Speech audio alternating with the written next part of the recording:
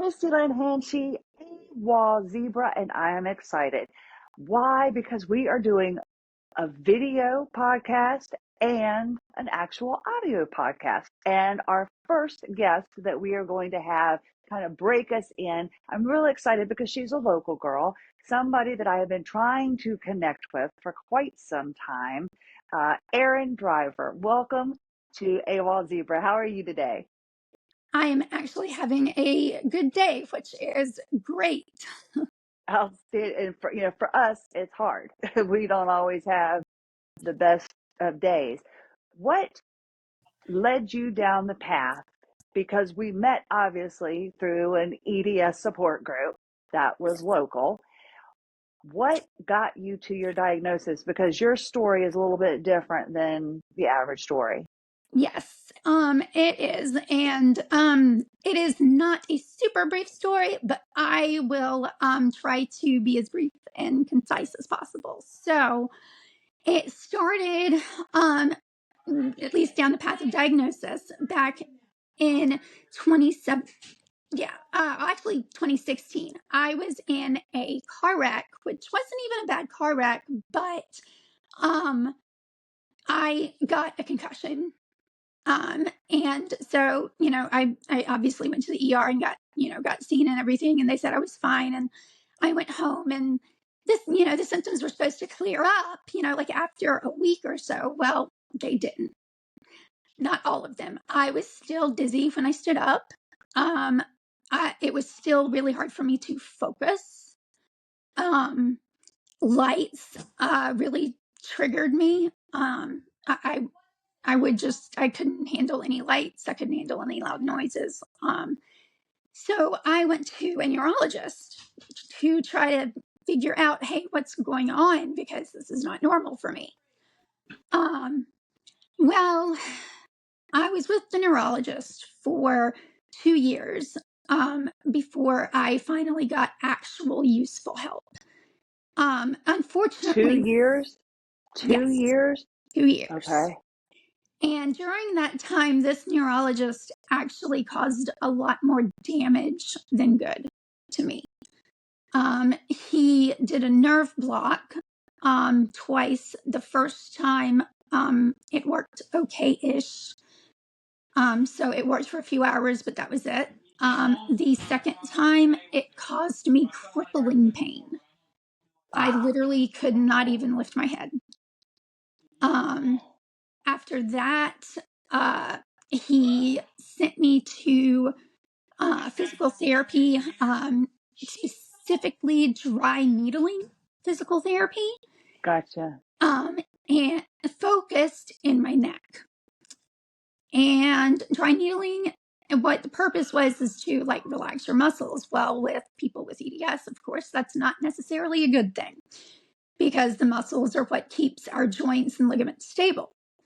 So when she did the first, when she put in the first needle and did that, I immediately passed out. Wow. Completely passed out.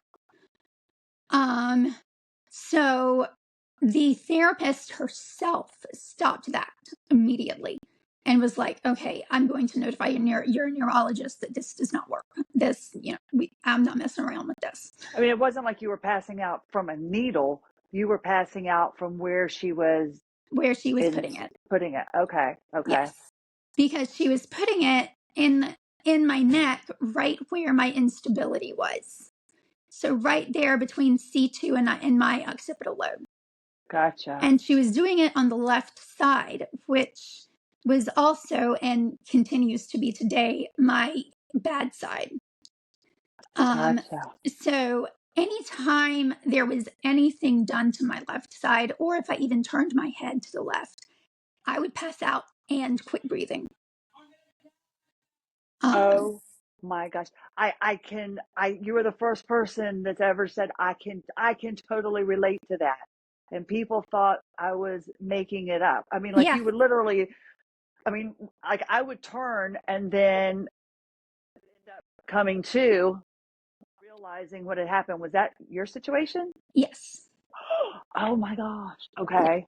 And a lot of times I wouldn't come to or start breathing until somebody like really got my attention. So like, um, my husband at the time, we're divorced now, but my husband at the time, like he had to like yell my name, like literally like yell, Erin, wake up, for me to come to and start breathing.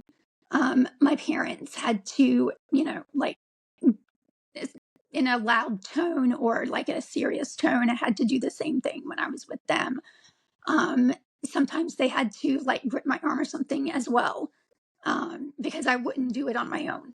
Were your eyes open? Was it like an absent seizure where you could could they see? Could you see? Did you remember any of this?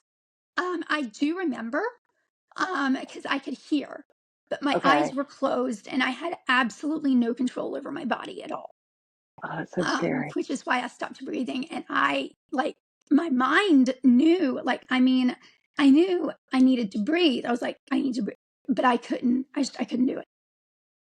Oh my gosh. And now you were still not diagnosed yet. Correct. I had no diagnoses yet. So you have two children. You've gone through two pregnancies. May I Yes. ask how old you are? I'm 40. I just turned 40 this year. Well, happy belated birthday. I'm 54. So you had your children, because we were talking about that yesterday. So did your symptoms become worse after you had your children, or did you have symptoms prior to this, or did everything stem from that whiplash car accident in 2016? So I think it was like a building thing. So Okay. I've had symptoms of EDS that I didn't know were symptoms of EDS my whole life. Um, but with me, because everybody in my family is hypermobile to some extent, I thought it was normal and that Okay. Yeah. other people were weird. Like I literally thought that everybody could like bend over and touch their toes without bending their knees. Yes. Yes. And when I got married and my husband couldn't, I was like, what's wrong with you? And come to find out, I was the one with the issue. Gotcha. Gotcha. And Stuff did like that. you also have, now that you go back and look at it, did you have gastrointestinal issues, Did. menstrual issues? I Like did, when, definitely. okay, so you definitely understand. This is something that I'm excited about with Erin being local. We're going to promote her Facebook page and everything, but you have become an incredible advocate for yourself and you're reaching out and you're helping others. But I want people to understand that you went through all of it relatively not too long ago. And you seem very much like me to where when you can go back, you can trace where you should have been originally diagnosed. Yes. And if we can get to that point where we can raise awareness, and that's what we're hoping to do, we're hoping to get together and go to some fairs or awareness conventions and libraries and things like that to try to raise and awareness, because young women, if we had gotten the right diagnosis when it now seems, when we can go back and look at it, that we had so many obvious symptoms, you wouldn't have been put in a situation where you couldn't breathe and people had no idea what was going on. You could have been caught before you were in a life or death situation. And I'm not being like over dramatic. You really were in a life or death I situation with your was. neck. Yes, Oh, I was. I ended up, well, I got diagnosed with POTS in 2017. That was the only good thing that neurologist did for me was he referred okay. me to the local POTS specialist at the time. And at the time, it was Dr. Shamali. He has moved since then, but he referred me to him and somehow through their connection expedited my evaluation. And so I was evaluated and diagnosed in less than 6 months when most people at that time, it was it was over 6 months to even see him. Wow. So Um, you so really, yeah, you lucked it. Now, so in you, that so instance with my POTS diagnosis, I got lucky. So you had your car wreck in 2016. Yes. You had neck instability from 2016. When did the breathing issues and all of that start? Like you had uh, your last child. How many years ago is that? My youngest child was born in 2008. Okay, so that's when my one and only was born, was 2008. So everything went for me downhill from 2008 on. For you, even though you go back and you trace the menstrual cycles and the hypermobility and the things from when you were younger, is 2016, is that the year that you start to where your body just started failing you? Yes. Okay. And so I guess the trigger was the whiplash incident. Yes. I believe so. Oh my goodness. Okay. So Yes. you went to the neurologist and you said for 2 years Yes. you were working with this person and you found out about the POTS. What else were you diagnosed with throughout this time? Well, when I was able to find a neurosurgeon, which is thanks to Julie Roche in the local EDS group, Excellent. she put Yes. me in contact with Dr. Henderson. Um, Before then, I had gotten in touch with several other neurosurgeons who told me that there was nothing there, that I was imagining it. Mm-hmm. Um, yeah, and it was just I would leave offices in tears because I mean I was dying and nobody would do anything. And so I finally was able to get my PCP at the time, who was really good, to refer me to Dr. Henderson. Um, because in order to see him, I needed a referral. And so my mom drove me up there because I could not drive, at least not very long distances Right. at that time. Were you Uh, having a difficult time? I mean, were you in a neck collar? Were I you was. okay? Uh, So were you because like I'm wearing my surgical neck collar because I just left Dr. Packard doing NUCA, and that's something we'll talk yes, about later. But my neck was out just a little, and so I don't want it to come back out because the minute my head comes off the atlas, I start getting nauseous. I start getting a little confused. I start feeling the brain fog, and I start feeling spasms starting. Were you going through that the whole time because you were so off I in was. your neck?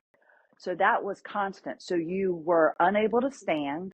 How Yeah. about eating? Because swallowing was hard for me. Was It got progressively worse. So it okay. got to the point where I had a very hard time swallowing, and I was eating mostly soft foods and liquids.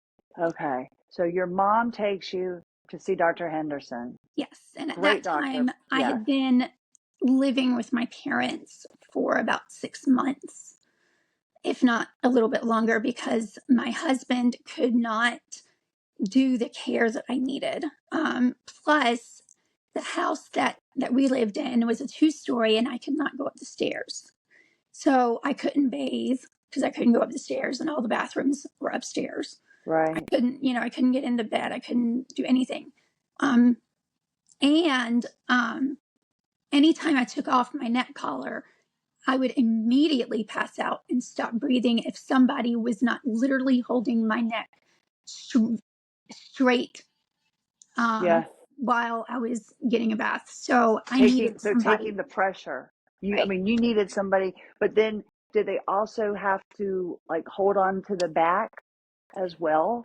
Like, Yes, I mean, so they were like having to hold the back of your head, like in the occipital area, while keeping your chin up.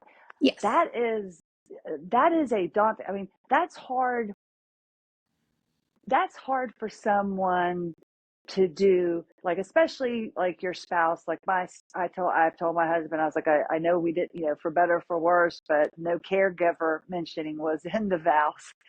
When your spouse becomes your yes, caregiver, you know, they don't necessarily feel comfortable doing what it is we need them to do because my husband's thinking, what if I hurt your neck? What if right. I pull you out? And so you've got well meaning people around you, but it's hard to get them to kind of understand. And that little bit of slippage, if you didn't have your neck up just right, I can imagine in a shower how scary that had to be. Yeah, it was horrible. And I couldn't do my POTS therapy either. I had to stop it because of my instability because, you know, I, walking, of course, you know, and then I got to the point where I was jogging, but then I started passing out every single session because of my instability. So I had to stop that. Um, I was in school. I had gone back to college at that time. I had to quit. I was able to finish out the semester, but that was it. I had to quit.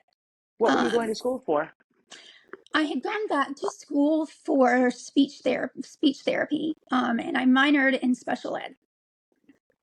I Um, thought, I remember you, the first time we started having a conversation, one of the things that really piqued my interest about you was the speech therapy. yes, Uh, it because, is you know, very near and dear to my heart. and that's what I love. And the fact that, you know, being a disc jockey, losing my ability to talk, that was, I mean, that was my money.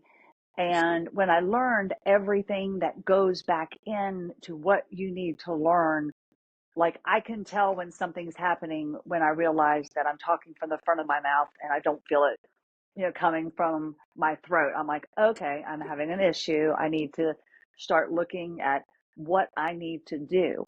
Because you have studied speech therapy, how important, I mean, to me, a strong vocal cord area, that to me, if there's the slightest dysfunction, it throws off your entire body for me. Does that make sense?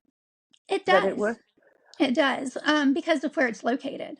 So it's located, you know, like it's in the very back of your throat, but also kind of near the top. So like right here, right around here, Gotcha. you know, and it's right next to two very important passages from for your throat. So it's actually connected to your airway, but it's next to your esophagus. And so if either one of those is affected in any way, then it's going to throw off your entire body because you can't breathe correctly, which means you can't talk correctly. Also means that you cannot function correctly because you're not getting enough oxygen. And then if it, you know, kind of throws off your esophagus, you can't swallow or eat correctly. So it makes perfect sense that it affects your whole body. And so for you, you were dealing with your neck, which then I'm sure had to mess with your vocal cords, which, because Yes. I know for me, because I have vocal cord dysphonia, I know when it starts acting up, it becomes so tight and it's like you can't breathe past your upper chest cavity. And it seems like you brought up your left side. My main issue is my left side. It seems to trigger a domino effect Yes. all the way down if I don't take care of what's happening in my neck. And I remember talking with Julie because that's what made me want to seek out being a patient advocate was Yeah. Julie. And I met her, you know, at Scott Birch's office, and just we just hugged each other and cried. It was the first time, you know, I had met anybody that had it, and then working with her, I was like, you know, I can't sit here and feel sorry for myself. I did not know that I would still be working on my body 3.5 years later. I really thought that take care of this, you're good to go. I didn't Yeah. realize that it was going to be a diet. It was going to be, I didn't realize it was going to consume my life. I didn't And either. I was like, okay, this is not cool. Right. And Julie was talking to me about, you know, the fusions. I was, you know, talking to Dr. Henderson, and that was the direction that I was going. But I just, surgeries have messed me up in the past, Mm, but I know that sometimes they're necessary. right. And I have been battling whether or not to do a neck fusion or to keep going the way I'm going, because I know you will understand this. I had gone for a counterstrain appointment in Chesapeake. And on the way home, I was feeling so good. I went to do the snake, you know, like Yeah. it was like the only dance I could do in '88, you know. So I went to do it, and just it was rush hour going through the Norfolk Tunnel, coming Oh, through just as I was coming out of the other end, and you could see the golden arches of McDonald's right there, right? yeah. As soon as I was coming through the tunnel, I felt it pop, and all of a sudden my neck just started decompressing, and my mirror was way up there, and I realized I was sinking in my seat. And I was like, this is not good. And Oh, nobody had ever told me how bad my neck was. right. So the fact that you have all of these issues that were stemming from your neck, I mean, it's not like did you have other issues like your pelvis popping out, anything like that? Or was it all concentrated in At your that neck? time, it was all my neck. Wow. Okay. That's what I just, because it's, like I said, you went through 2 pregnancies, you were in school, you were living life. What caused me to become symptomatic? Obviously, I mean, you went through 2 pregnancies. It's amazing to sit back and count back and be like, a whiplash incident was enough to trigger this genetic disorder. Yes, I think it was also kind of like the thing like tipping, like finally tipping the scale, because I have Okay. been in 2 previous very serious car accidents that um that I was exceedingly lucky, to be quite honest, to live through. Um, Okay. and the first one, I actually like got up and could walk away from. And I don't know how that happened, but it did. I had, I was driving and I was really young. I was in my 20s. I'd just gotten married.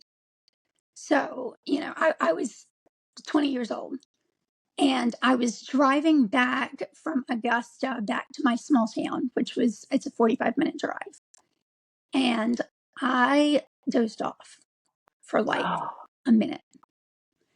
Yeah, oh, don't ever do that, because oh, I went over the right side of the road, and it of course jarred me awake because, hello, I'm off the road. And right. then I overcorrected and I went onto the left side. And then I overcorrected again and I went off the road on the right side. And then, but that time it triggered, it made my car literally flip end to end. And it did that. I'm told, because at that point in time, I just took my hands off the wheel, closed my eyes, and prayed, literally. Oh my God.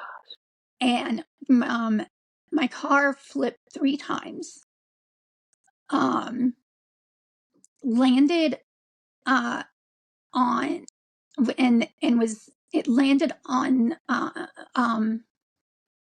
or at least it hit the top of the car at one point in time, and Oh, then it like rolled or somehow came to where it was on its wheels and upright again. oh Um, my the God. driver's side mirror was completely crushed. The window was gone. My windshield was the glass was all broken.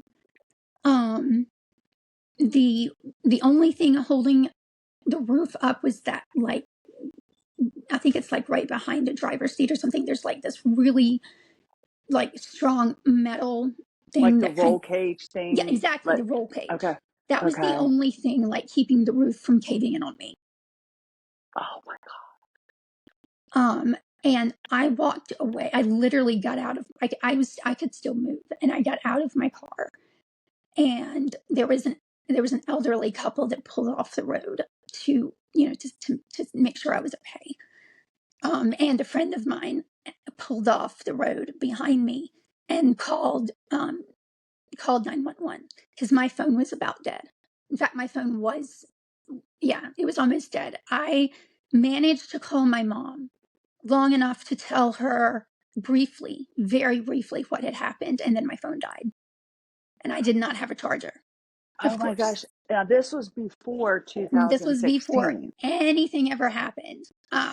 With, way before any diagnoses, before my pregnancy, um, you know, but I suffered major whiplash from that car wreck. And I went to physical therapy for it. And, and it got better. So of course, I was like, okay, well, I'm fine. And I was operating fine, I mean, I had 2 kids. I was able to work full time. I was fine. Um, but I had another major car wreck, um, actually that same year. Oh After my I moved up here. gosh. Yes. It was after I moved up here and I was driving my husband's car and I had pulled out of my neighborhood. I was living with his parents and I pulled out of the neighborhood onto Lynn Haven Parkway and I was going to turn left. I'd crossed two lanes that were going towards me, like this way. Okay. Okay. And I was in the median waiting to be able to turn left to go this way. Well, a car going this way literally came up into the median and T-boned me. And And this was after your other, not that now I'm mainly doing this this is for audio, years back, but it was but I want to tell you, after. your camera has, it's kind of pixelated you a little bit. Okay, I'm Just sorry. like, oh no, you're fine. I just wanted you to know because I was sitting here looking, and then all of a sudden it kind of got a little blurry, and I'm thinking, is it my eyes or what? Because I'm sitting here going, but I just wanted you to know I'm cool because to me Yes. it's audio. We're not demonstrating anything, so that's the important stuff is the audio. But So you, this was the same year as the as same that year other yes, as that that you other walked really away from, yes, as that did really you bad accident. did you walk away from this last No, one? no. Okay, so But what? it was because my airbag was deployed in this one.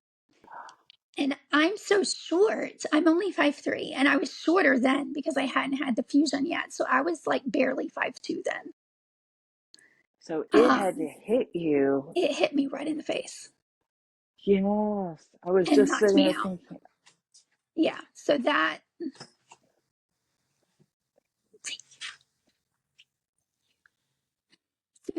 was my first concussion. Okay. Did you have any neck pain? Was there anything? I did. I did. Okay. So I All had right. that too. But the most important thing probably from that one was my concussion because it was bad. Okay. I do not remember. Well, I vaguely remember the police arriving and asking me like for emergency contact information, and I wasn't coherent enough to be able to really tell them much. They got my cell phone, and I think I opened it, and they were able to find my husband's parents' information. And so they called them, and of course they called. There was an ambulance that took me to the closest ER. I don't even know which one it was, to be quite honest. I don't remember. It was probably Virginia Beach General, Gotcha. um, but I can't be certain. But and his parents met them at the ER, and I remember when I woke up, they were there. But from what they had said, I had like quasi what like been awake, like wakened up like several times if I wasn't coherent. I couldn't answer the questions, because the nurses and doctors come like you know, every few, I guess, probably 30 minutes to an hour to ask the Right. same questions like, what day is it? What's your name? Who's with you? That kind of thing. And I couldn't answer them. Oh my And God. yeah, they said I was there for like 4 hours or so before I was coherent enough to answer anything and to remember anything. Now I'm wondering because everything you've explained, I have experienced as far as like being in the ER and having somebody coming like and asking you like, who are you with? Do you know why you're here? And you're sitting there and you're doing that. Do you think that that is pointing more, and I guess this is just, we're kind of like guessing here, but do you feel that it was from deeper neck issues that had probably manifested over time that Oh, nobody yes, was looking definitely. at? Okay, because I Definitely. feel like you were talking about the voice box, just the slightest little thing, I liken it to like the princess and the pea, where I was fine like a couple of months ago, like I knew I was crooked. I knew my head was leaning. Now that I know my neck is straight, all I feel is the force inside, like still trying to put it back crooked because that's where it's been and that's where That's it what has it's felt used to. safe. Right. And I am now realizing how much of our illness is centered from issues in the occipital area and our neck and in our vocal cord area, because it affects our breathing. And then like that's Mhm. the next thing for me is like the diaphragm. What Exactly. about, is that okay? All right, because I was wondering like, so what else? So you've got, I mean, like what else? I mean, like you need anything else, but you've got the neck issue going on. You found out about POTS. Yeah. Did anything else? So you've had your three accidents, but the one in 2016 was not this one, but not the one that you had where the airbag hit you. Right. Right. Okay. I So think then, that one, it was really just a fender bender, but okay. it was hard enough to make me have, um, for me, it wouldn't have affected anybody else like this. And it didn't affect me, like the concussion wasn't immediate. So I didn't start feeling like something was wrong until after I had talked to the guy who hit me, and there really wasn't any damage on either car. So we decided, we can just go. And I got to my son's appointment because I was meeting my mom and him there. She'd taken him, but I had to come from work. So I was meeting them. And so I got there. Well, actually, I might have been coming, no, I was coming from school, not work at that point. But anyway, um, so I got there. I went up to where his appointment was and everything. And, I spent some time with him while he was, in the waiting room. And then he went back and Right. she talked to him. And then she wanted to talk to mom and I for a little bit. And I went back and I started feeling horrible. And then my words started slurring. And then the next thing I knew, I was on the floor. Oh my God. And I don't remember getting there. Okay. And So so, the delayed reaction from that fender bender. And you're right. It takes very little. My husband went over a speed bump at an angle, didn't realize it was there. And they thought I had been in a car wreck. My hip popped out, my rib and my shoulder. yep, And totally understand.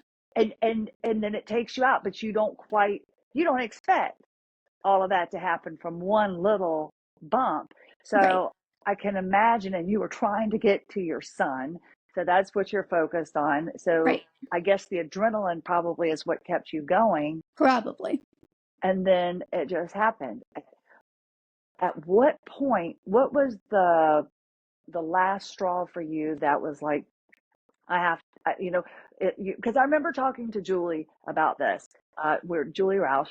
She's a patient advocate, by the way. I've interviewed her as well, but she is in our local area. If you're here in Virginia, we were talking, and she was like, she was tired of like bending over and then having to have her husband come back and reposition her neck, and little things like that, having things trigger it. And so she was like, I'm over this. I have to do this. And I think she's just had her fourth or her fifth one. I Yeah, think, yeah, yeah, she has. just had her fifth one. So what I'm wondering, was it for you, it was a life or death? For me, it's still kind of, like if I bend down and when I come back up, I might lose my ability to talk depending on how my neck went down, something Right. like that. So I'll sit Mhm. there forever until I can kind of get it back in the right place. For you, it's more than just an inconvenience. I mean, it does. I mean, it takes your ability to talk away properly. It takes your ability, I think, to think properly when your neck is slightly off. Oh Uh, yes, it you took know, away everything. I mean, I, I couldn't, I couldn't, I could talk, but only like really softly. It was almost like I was whispering. It was really soft. Um, and I couldn't handle any stress or any loud noises or any bright lights or any physical activity. Or I mean, it was horrible. And I would say the final thing was, I had, I had started the process of getting evaluated, for the craniocervical instability, um, a year before, well, not quite a year before I saw Dr. Henderson. I had found this doctor, and I can't remember his name right now. I actually, it just came to me, Dr. Bolognese. He's in New York, okay. like upper state New York. But he was willing to look at my scans for no fee. So I Oh, sent him my scans electronically, and he looked at them and he said, "You definitely have craniocervical instability." He said, "And it's like bad." He said, and he sent me the prescription for the neck collar, which I got right away. But he also sent one for physical therapy, in which they do, and a lot of doctors do this. Dr. Henderson does not, but a lot do. They send for like, they would take off the collar and like hold my neck up and like almost like stretch it, mm-hmm. and then let go and kind of see if that helped any, like if my body was able to handle that. Okay. Gotcha. And that was like, he recommended that to see if the surgery would do any good. Well, the problem was I was already too far gone, because it had been, by the time I got to that point to where I could get the therapy, it had been almost 2 years that I'd been suffering from this. And so I was too far gone for that to work. So Oh, again, while the therapist was holding my neck and my head, I was okay. The instant she let go, I passed out and stopped breathing. And they got my neck collar. I mean, she got my neck collar back on like right away. And my mom, was able to wake me up, so I was okay. But I remember she told my mom, she was like, "I'm not doing this again." She said, "If it were my child, I would not recommend this." She said, "I would contact whoever you need to contact to get this taken care of." She said, "Because she could die any second. oh my She could gosh. die." Now, okay, wow. So, because it now just, it amazes me that everything for you like started in your neck, and that's where it has remained. And now that I was in, and we all have this, where like you're in chronic all over body pain and you cannot figure where the pain is coming from. After the years that I've been working, I am really taken aback at how truly bad my neck is and has been. So it makes me wonder how many of us, especially, hearing how you came again. Yes, if we go back and look at your growing up years, we can look, like I was born with a clubbed foot. Well, that's a sign, but they didn't, and all the other things that I now know to look for, we saw it. So you lived with that. But I am now experiencing now that I know exactly what it is, how detrimental it can be to have your neck slightly off, and it just brings you down and you can't properly think, and you can't properly hold yourself, and then I would think that would trigger problems going all the way down your left side, your hip, and everything like that. So getting the fusion surgery, I have where because I've been leaning, okay, if I get the fusion surgery, but what I don't understand is, like, Julie's had to go back for more. Do you have to go back for more? What is it that's causing, once it's been fused? Educate me on that, please, because I Okay. don't So, understand. yeah. All right. So I am fused. I had my fusion in August of 2018. I believe it was my son was already home, so it was probably around the middle of the month. I don't remember the exact date, but it was August 2018. And that was also when I was diagnosed with EDS. Dr. Henderson diagnosed me with hypermobile EDS. Oh, okay, excellent. hmm And did my surgery. And I So had 2018. surgery for not only the craniocervical instability, but also the also at atlantoaxial disability instability, which he found because he ordered an extra scan. He ordered a CT in which I turned my head to the left for a few minutes and they took pictures, and I turned my head to the right for a few minutes and they took pictures. And I kept it obviously straight for a few minutes and they took pictures. Okay. Um, and he found that. And so he fixed both of those. But in addition, I also had Chiari 1. That's what I was wondering, if you had Chiari. Okay. Yeah. All right. Yeah. Which had caused me over the years to have crippling migraines because there was so much pressure in my head. Do you feel Um, it coming from, like, the back, and is it like behind your eyes?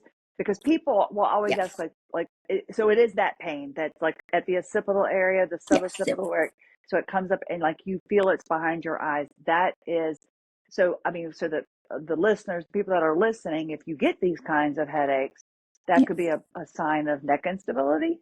yes, it can. It can Okay. also be a sign of Chiari, especially if your vision is also affected. That is one of the key things that like neuro ophthalmologists will look for. And I've read um, uh, personal stories from other people who that's how they found out that they had Chiari, was actually through visiting a neuro ophthalmologist because their vision got so bad they couldn't drive anymore, they couldn't read anymore, they couldn't do anything that required vision anymore. And And that's a my fear. vision had That's, been yeah, affected too. I couldn't really. drive. Yeah. I could read, but I could only read because I had a I had a Kindle at the time, and I could make the print super big. And I Gotcha. still couldn't do it for very long without having horrible pain. Do you find that something that I've noticed, especially over the past couple of weeks, I had to put myself on restriction. My husband actually took the phone away from me and took it out of the bedroom. Like, just sitting, like, say we're sitting up here right now and I hold my phone and I put it like this, holding my phone in my left hand and putting my head in a position so I can, like, read my phone or do something. I can feel pressure start to build up in the back of my neck, and then I get pressure in my upper back, and it's like all meeting right in my neck, and it's all from, like, holding my phone. I can Mm-hmm. feel the pressure in my left shoulder, and then, like, into my neck. Did Mm-hmm. you have problems with numbness and tingling down your Yes, arms? Okay. arms Okay. and legs. I was actually, Dr. Shamali diagnosed me in 2017 not only with POTS, but also with small fiber neuropathy. I've got that too. Did you? I had a punch test. I'm not trying to be. I've got it I too. did. I did. They did that. They did a Yeah. like a skin kind of thing on my leg. oh my gosh, that thing, because of my EDS, which at the time was not diagnosed, it took twice as long, at least twice as long to heal as they said it would. Like, I literally had a hole in my leg for over 6 months. They were like, it's only going to be the size of this eraser. It's just going to be a Right. little punch and it's going to be a deep. And I thought I mean, it went so deep. It felt like it was deeper Yes. than it should have been. Yes. And I sat there with like an indentation in my leg for Yes. months. Yes. Okay. Same. So yeah, it It was was horrible. horrible. Okay. And what made it even worse is that lidocaine doesn't work for me. So there was Ew. no numbing. I mean, they did lidocaine, but it doesn't work for me. It So there doesn't was work. nothing. Yeah. Yeah, because I had like topical stuff and then they're Right. doing it and they're like, oh, there's no way. And like I'd have my eyes closed. I'm like, you're touching. I mean, like I know. Yeah. You can, and because they want you to, they're like, oh no, you're just imagining that. I'm Exactly. like, no, Exactly. I feel it. I Right. feel the pain. Right. And how are you treating, because the fusion doesn't treat the Chiari. What are you doing for your Chiari? I always try Well, to, he did a decompression to treat my Chiari. okay. So, you know, I, so he did that. So I'm fused from my occipital lobe to C2. And then I had a decompression done for my Chiari. And I remember waking up after the surgery, and my mom was there, of course, because she went to Maryland and stayed there with me and everything. And she's still taking care of me now. Oh, I know. it's I bless your heart.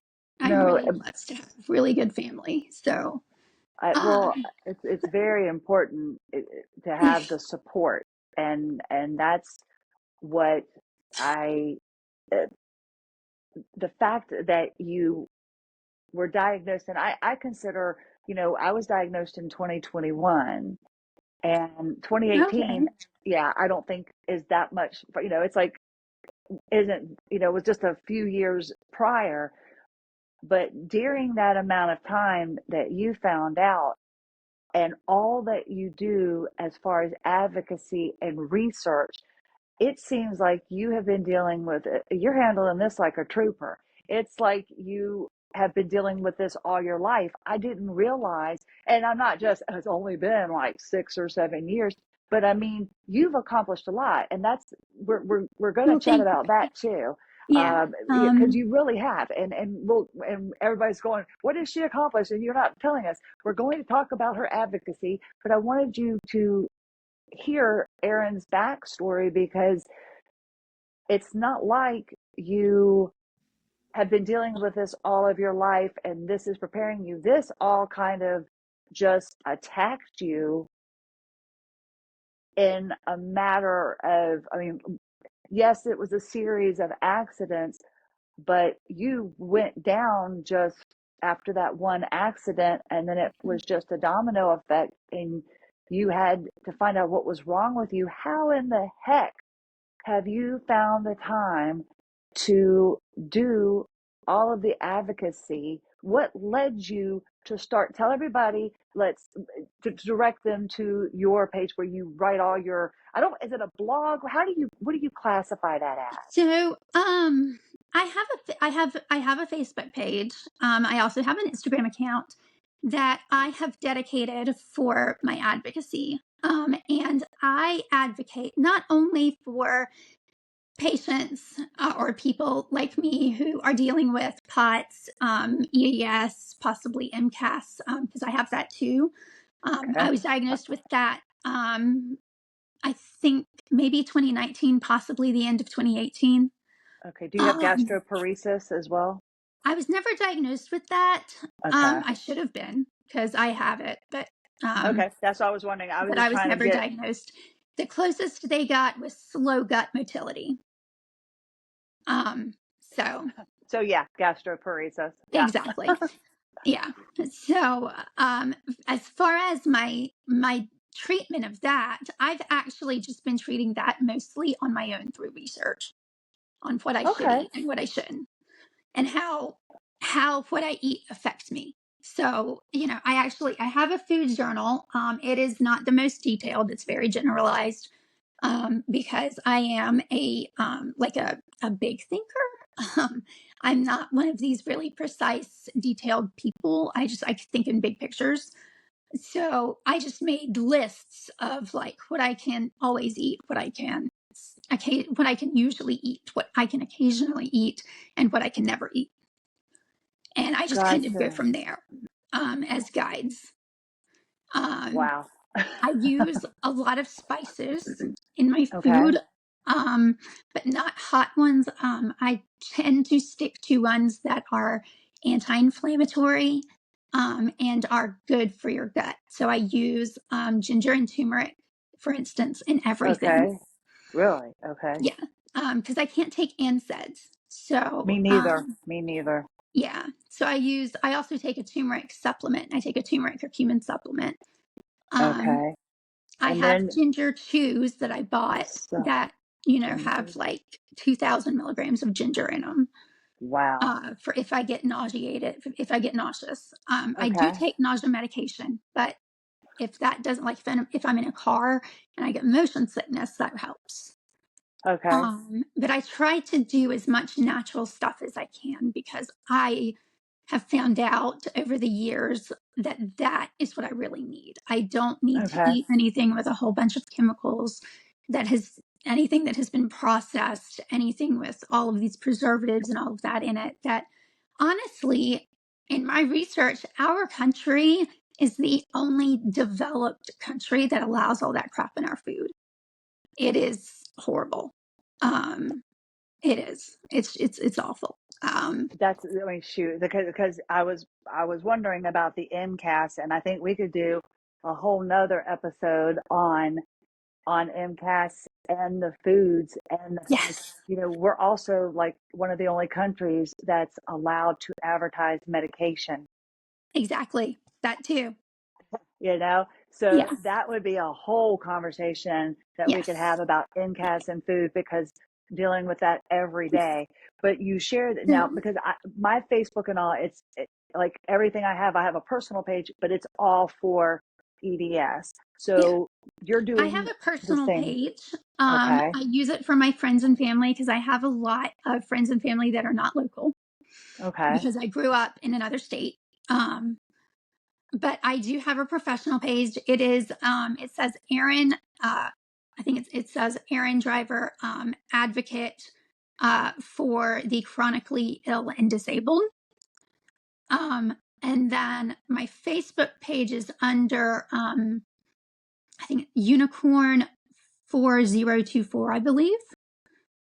My Instagram page, excuse me. That's my Instagram page. 4024. Okay. I thought, because I And remember seeing a unicorn. I'm like, who's the yeah, unicorn? Okay. I used Unicorn because Unicorn is a reference to being exceedingly medically rare, Okay. I which like is that. what I am, Okay. with everything I have. So that's why I used that.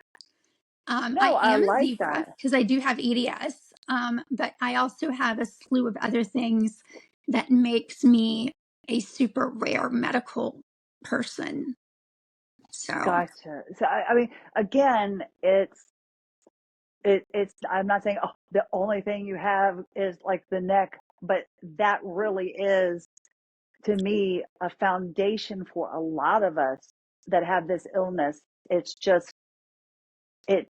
It's something that, unless you damage it knowingly, it's maybe like the last thing that shows pain, or it's kind of like the pain seems to go everywhere where else. It took me a long time to realize pain was coming from my neck, if yes. that makes any sense. Like I just didn't No, it realize. makes perfect sense. I mean, I have had major headaches and migraines since I was 11. But I did not realize that that pain was coming from my neck, until I until after that 2016 car accident.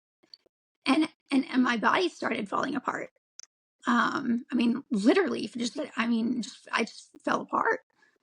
And it was all because of what was going on with my neck, and my Chiari, but mostly with my neck. Well, what about now with the fusion? You've had the fusion. Why would you have to go back and have more? That because that's what I'm trying to figure out. Yes, Like, okay, you had the fusion, so is it that one and done? You're good, and then I'm like, no, Julie's having to go for more. Does that right. mean that it It didn't really take, depends. or you're So just fusing more? yeah, Are you? Yeah. it really depends. So part of the factors are when you have a fusion, that like the part that's fused is taken care of. But because there's metal there now, it is putting pressure on the vertebra and the muscles below it. Okay. And so over time, that pressure can make those vertebra come out of place. And Okay. so because of all, yeah, because your head, because your neck is trying to hold up this heavy metal piece in it that connects to the head, and it's not used to it, and it takes a lot of muscle strength and a lot of training of your muscles to be able to do that. But even if you do that, it still irrevocably puts pressure on the vertebra below it. There's just no avoiding that. And so a Okay. lot of times I remember when I was going to Scott, he would start almost every time at my neck at C3 because I always had pain on the left side, because my left side is my bad side. I would always have pain on the left side at C3. Now, mine, I'm guessing, was usually either fascia or muscle pain because he was able to work it out, and Okay. I would be like I would be in less pain. Because that makes sense because I had a titanium shoulder put in my left shoulder, and my scar, like for anybody that if they're seeing this, but like my scar, you can see how it goes. I guess a little how it just goes all the way kind of across. But before it was stuck, it was indented. Like you could put things in the scar because it was so indented. And then after working on the fascia and pulling it, it was able it ripped off of what it was attached to and lifted up and took the pressure off. So I can only imagine, especially if like you said you went to Scott and he was able to do it. That does seem like fashion because you sit there and you're making that part of your neck so it's not going to move, but then you've created scar tissue. And because it's not moving and it used to move another way, did you have to go through training, like Yes, physical therapy afterwards? Okay, what did yes. that entail? So that was a lot of um, like micro movements, really easy micro movements to get me to where I could have motion in my head and neck again. So, right after my fusion, I could not move my head or my neck at all. But after like 4 months of therapy, twice a week with Scott, I was able to do movements like to the side just a little bit, and up and then down, you know, just a little bit. And it's gotten to the point that now I have pretty much a normal range of motion, back with my neck and head. I still have pain, obviously, but it's not constant. Um, and but my full range of motion is basically restored. There are a few things that I can't do. So I can't like look over my shoulder like you would have to if you were backing up a car, for instance, that doesn't have a backup camera. I Gotcha. can't do that. I will never be able to do that again because I'm fused. Okay. Um, but other than stuff like that, I mean, I can turn my head to each side and I can look up and down. But if you didn't get the fusion, you would not be If able to I breathe. I mean, you would. exactly, if I had not gotten the fusion, honestly, I would have died. And where do you stand now as far as the, are you having to look at going back and doing any other things to your neck fusion wise, I or hope not. Um, I definitely don't want to. I try my best to practice good posture, and to exercise, my neck, um, and to keep those muscles as strong as possible. I do still suffer from migraines, nausea, and vertigo. The vertigo started like maybe about 1.5 years ago at this point. wow. Um, but the migraines never really stopped. Um, So, so the fusion, I mean, it's great because you're not having to wear a neck collar. Do you find, like I said, like I'm putting mine on now just because I don't want to sit here because every minute of every day I know I'm going, okay, my shoulders, are they relaxed? Is my stomach in? Is my posture okay? Is my neck where it's supposed to be? And so I could take one less thing to have to think of. My neck collar is kind of just a way for me to go, okay, my head's straight. I'm feeling it. I'm not using it to hold me up because I can't hold my head up. I just needed a guide. right. Do you, And that do makes you, sense. okay, so That makes sense, especially since you haven't had the fusion. But even with it, and probably more so because of it, I I do I do have times where my neck does get tired, and I feel like I just need to rest, and I does just it need to. affect your voice and your breathing when your neck gets tired? Or, I mean, how do you know? It does Like, affect my voice. It does affect my okay, voice. My voice gets a lot softer, and okay. I'm not able to project at So all. do you have like triggers? Because that's what I'm wondering. Can you like, because like when you know you're getting a migraine, like you see like an aura or something, I or do. if you've eaten, okay, so what happens? How do you know, hey, I've got to get home? So if I am if I'm getting a migraine, um, normally the first thing well, first off, the pain is normally starts on my left side, because that's my bad side, and a lot of times it will start with my eyes hurting, like not necessarily back here, but because it's not back here, but it literally feels like my eyes themselves hurt. Okay. And I won't be able to keep them open. And then that kind of spreads over the left side, and then the pain starts. So the pain spreads like from that concentrated area, like up, over, and then down. So like my ear, and my temple area right above my ear will start hurting. The back of my head will start hurting. A lot of times, especially if I'm in a car, I will get nauseous. Wow. Um, and my vertigo will kick in. And then eventually, um, if I don't take anything for it, I have to be able to lay down.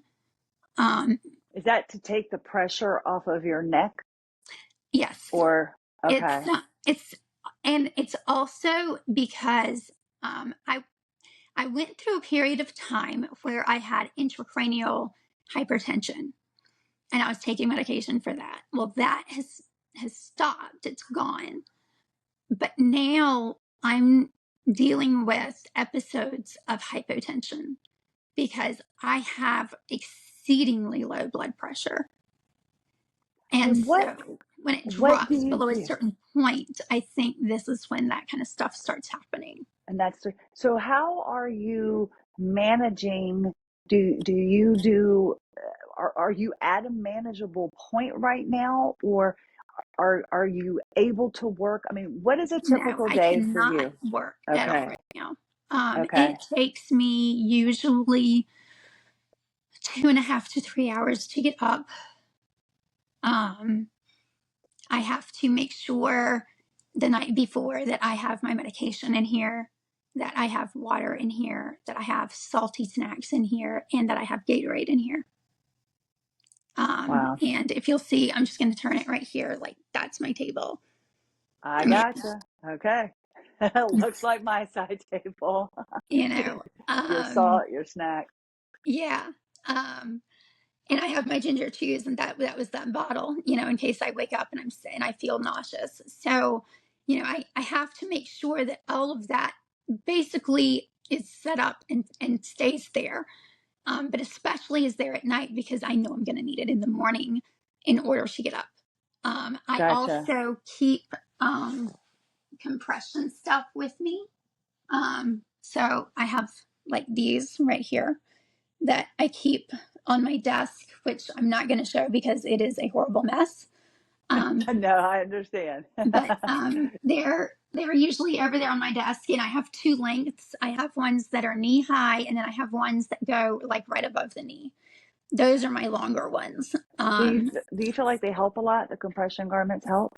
For me, they do. They help They a do? ton.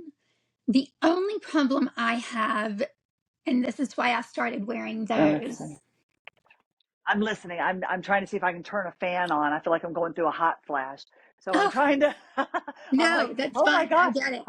I need a Yeah. fan. I can't breathe." Okay. Yeah, So I get it. your so back to But you. Yes. so the only problem that I have at this point is that I cannot wear medical grade compression. So like the 300 HHG compression, well not 300, the like 30-40 compression, I cannot wear at all. The 20-30 compression I can wear, but I can only put that on like I can only put those on if I'm having a relatively decent day Is it because too they're much so hard pressure? to get on. Okay. Because I feel like Yeah. sometimes it's the pain of taking them off Hmm. when they're so tight. Felt like I have felt my joints pop, like Exactly. trying to take. Okay, so because Exactly. okay, that's one of my things too. Okay, Yes. And so I have it's the same problem, which is why most of my stuff at this point, number one, they're not hoses because I have like one pair of hoses that I occasionally wear, but they're right. almost impossible for me to get on. And when I get them on, I feel like I need to take like a 3 hour nap because I feel like I've done like run a marathon or something. Gotcha. Um, and usually something is out of place. I, or at least subluxed, um, Right. because it's so hard to get them on. So most of my compression stuff at this point are the compression levels that you can buy like over the counter without a prescription. Okay. Um, and honestly, I never used a prescription to get any of mine because my insurance wouldn't cover it. But Yeah. I just bought Yeah. them outright anyway. But at this point in time, I wear like 15 to 20 HHG because that's about all I can handle getting on and actually wearing all day. Okay. If it's tighter than that, then it hurts me to get on. Sometimes it will hurt during the day, start hurting during the day. Um, and then it hurts me to get off. So, that's really the only strength of compression I wear, but I do wear that. And I wear Gotcha. that regularly, especially for my legs. I don't have anything for my arms. But I wear compression leggings every day, or those socks for my legs, because otherwise I cannot really do much of anything. Um, and you know, it makes it so that I can function.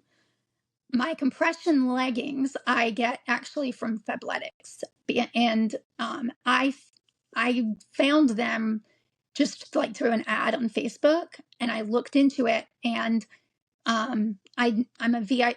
I joined their VIP list, But I can, if I don't want to order 1 month, I can like skip a month. And so I've skipped several months.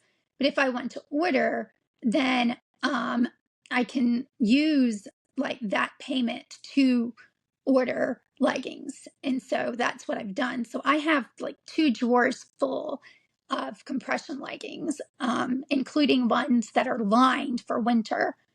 And do you Um, feel they're tight? Because I have not been able to find. I tried them because I was desperate. I was like, I've got to be able to find something, and I was like, they look comfortable, and I got the strongest compression ones they had, and it's like it still wasn't strong enough for me. So I in was the bummed because beginning, I like that. yeah, in the beginning it was like that. But I have gotten to the point to where now um they're good enough, especially the strongest ones, especially their power holds. Gotcha. Um so and I've gotten to the point that right now with my gut problems, I don't even wear those most of the time. I wear the ones that are not quite as strong, that are a little bit more flexible, because they're not as tight around my stomach. And so That it makes a doesn't, difference. right. Yeah, that makes a difference. Well, I'm telling you, it's you are the first person that I've had on that you were everything was like concentrated right there in your neck, and I find it's just different because it's not the similar story that other people have, Right. but we can definitely relate. And I can't believe we've been talking this long. I told you we could there was a lot that we could do. We could do several, and that's what we're planning on doing. And that's what I love. Now, Erin, I'm going to spell it Erin, Erin Driver, Driver. And you want to check out Facebook. It's Erin Driver, at advocate for the chronically ill and disabled, Yes. right? Okay. Because we're going to have you back on if you're willing, Yeah. because I would love that. I, well, what we want to do with AWOL Zebra, when the website and everything comes up, we're going to have little meet and greets and times where people can come on and ask questions. And just as before we did this, I said, oh, I found out we can invite people so they could ask questions. So you have familiarized yourself with a lot because Yes. you have had to research. So, what are some of the things that we could look that would help us, that will benefit us, that you have on your Facebook group? Okay. What are some of the Um, things you discuss? so I have, well, number one, the first thing that I want to share that is a humongous help for me, and I think would be for a bunch of people, is this collective of um, written articles and just knowledge from a bunch of professionals in the who are familiar with EDS. It is called EDS Share. You Okay. can join the group and sign up for a newsletter. They also now have an app. It's called EDS 411 that you can download. And it has every single thing that you could ever imagine EDS regarded in there, Wow. including some of the newest research regarding EDS, well, regarding specifically hypermobile EDS and HSD and what they have found genetically for it. Because they have found finally a genetic link. So now we are looking at the possibility of people being able to actually be genetically tested for hypermobile EDS and hypermobility spectrum disorder, which is a great leap forward from like when, Definitely. when I was younger and nobody even knew about it, you know. Um, I mean, so I'm really excited about that. In addition, they have found some genetic links between EDS and some developmental problems, such as autism spectrum disorder, which both of my kids have. Okay. I mean, that seems to be one of the main things Yes. I've read that affects. Okay. Yes. And, so they have all of that information and a ton more on there, including like exercises. And I have some of those articles and links to them printed, like linked on my Facebook page. I also have pictures of them and the links on my Instagram if you use that more. My Instagram is Gotcha. under unicorn 40204, I believe. 402. Okay, I want to make sure because before I thought it was, I want to make sure because you just added another zero. I want to make sure 40204, right? Yes, Okay, I good. believe so. Yes. There we go. The But unicorn is it's a definite. unicorn. You got to Yeah. find the unicorn. Erin Yes. is a unicorn. She's an AWOL unicorn. No. Yes. Excellent. Because you have taken the time, even with your migraines and the accidents and the instability, raising two children, going through the fusion process, and then advocating for yourself, and then taking the time to put it out there.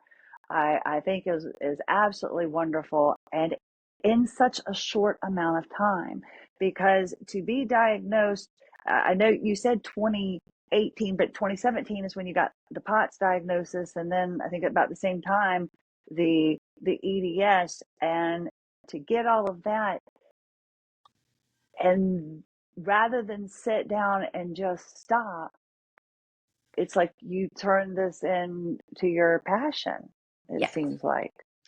I have never been a person to just stay still and do nothing, much less feel sorry for myself. That's just not who I am. Never will be. It's not who anybody in my family is, to be quite honest. Right. We are fighters, we are survivors. And I have always wanted to be able to work or contribute in some way to help people.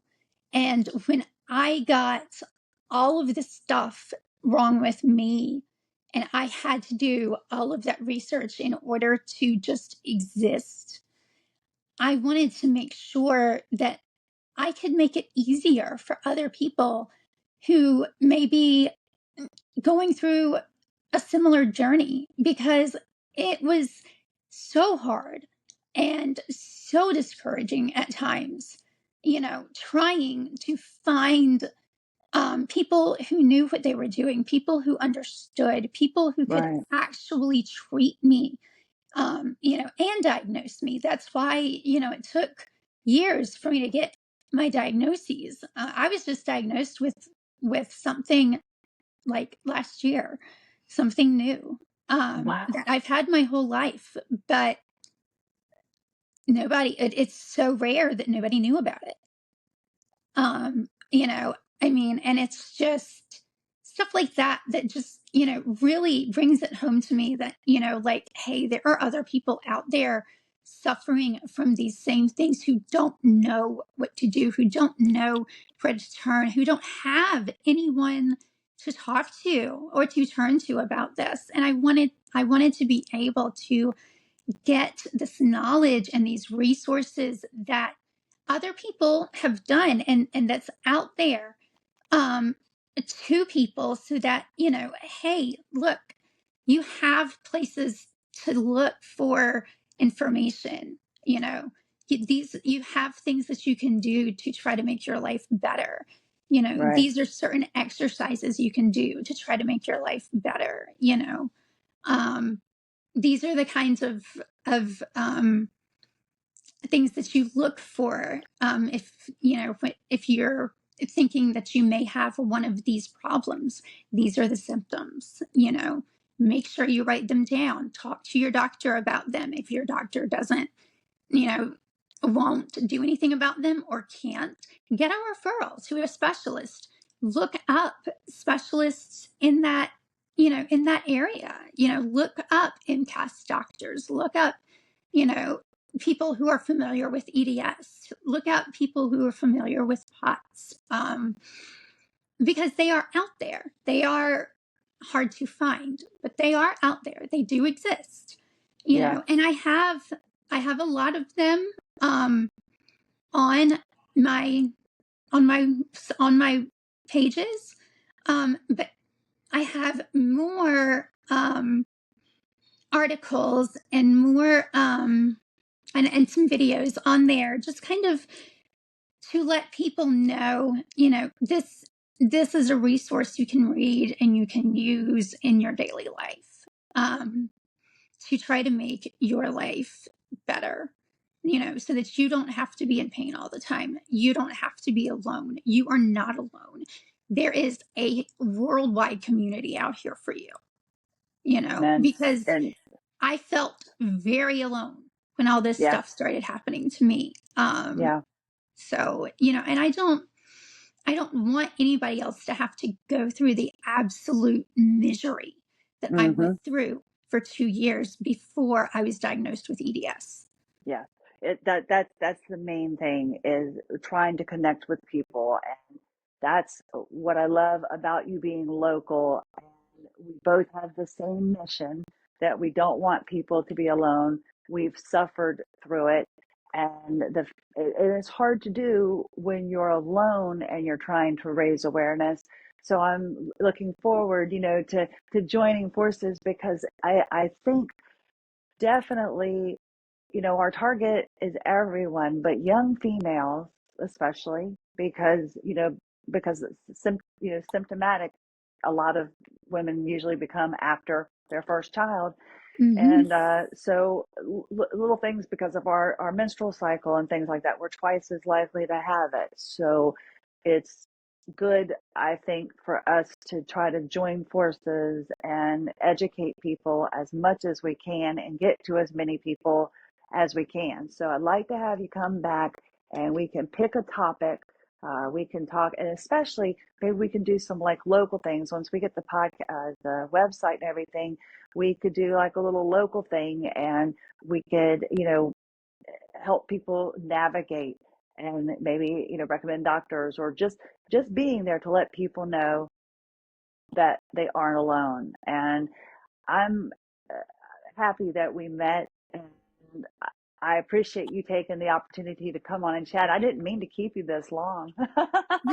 No, it's fine. I have sincerely enjoyed it, and I am so glad that that you're excited to work with me, because I am beyond excited to have found someone to work with myself, because I haven't been able to raise the awareness that I wanted to alone. Yes, it's hard, and that's why, you know things happen. I'm so happy what we met. We are going to definitely make a difference. I just wanted people to get a chance to know you, to get a chance. Again, Erin Driver, make sure it's Erin Driver, Driver, and it's advocate for the chronically ill and disabled. That's what you want to look up for her Facebook group, because there's some great information. You've done some great research, and I think people should. I mean, you've saved a lot of time for people if they can just go and look at what you've done. And I just wanted everybody to get a chance to meet you, and I appreciate you taking the time to join us today. I really enjoyed learning a lot more about you, and I can't wait for us to uh, be out there passing out flyers. We're Either. gonna do this. We're gonna do compression garments and everything. We will be there. We will figure it out. Yes. But Erin, thank you for coming on today, and we're gonna have you back. I appreciate you being a member of AWOL Zebra. Thank you. Okay. Thank you. All right, bye, Erin. Have a lovely day. You Erin too. Driver, thank you so much. Chrissy Lynn Hanchy, AWOL Zebra. Everybody have a lovely day.